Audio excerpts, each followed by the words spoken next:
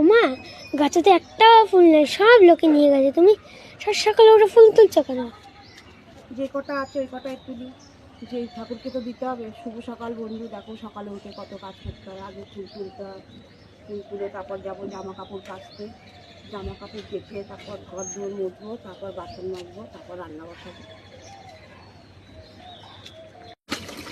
চলে এসেছি বন্ধুরা জামা কাপড় কাচতে, যেহেতু কলের জল চলে যাবে না কাচলে। 8টার মধ্যে কলের জল চলে যায়, আমাদের এখানে কলে জল থাকে না বেশিক্ষণ, যেহেতু এই জন্য কাঁচাটা আমি করে নিই ফুল তুলে।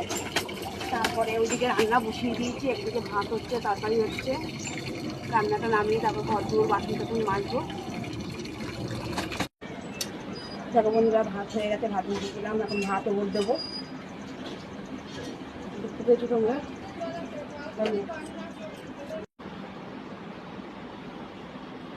কাজ করতে করতে চলে এসেছি চা খেতে, ভাত ওপর দিয়ে চা করে নিয়ে চলে এসেছি চা খেতে। কারণ চাটা আগে খেয়ে নিই এনার্জিটা পাবো। কারণ হট করে আবার ঠান্ডা গরমে ঠান্ডা লেগে গেছে, কারণ গলার আওয়াজটাও ঠিক নেই।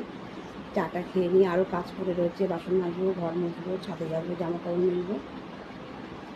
পরে তোমাদেরকে দেখাচ্ছি আরও কিছু। শুভ সকাল বন্ধুরা, আমিও চা খাচ্ছি, তোমরাও চা খাও।